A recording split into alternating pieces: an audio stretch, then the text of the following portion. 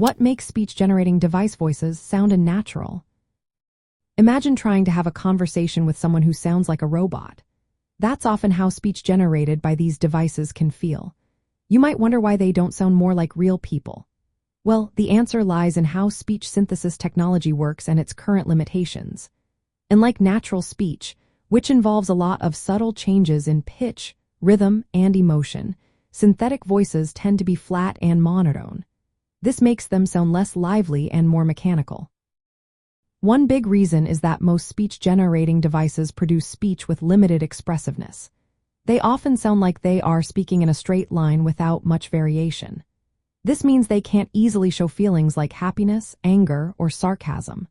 When users want to express emotions, they usually have to type out specific words like, "I am angry," or "I am happy," which isn't as natural as speaking spontaneously. Another factor is how the speech is created.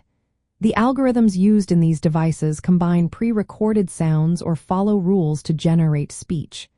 These methods don't fully capture how humans produce speech, which is very dynamic and fluid. As a result, the speech can have awkward pauses, unnatural emphasis, or timing that feels off. Natural speech also includes nonverbal cues like tone changes, pauses, and emphasis that help convey meaning.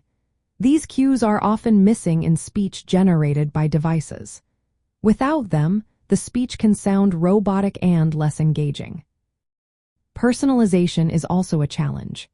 Some devices allow users to create personalized voices that sound more like their own, but this process is still being improved. Currently, many synthetic voices sound generic or artificial because they can't perfectly mimic a person's unique vocal qualities. From a speech therapy perspective, these limitations can affect how well users communicate socially. When the voice sounds unnatural, it can be harder for others to interpret emotions or intent. That's why therapists often work with users to choose or customize voices that match their age, gender, and personality.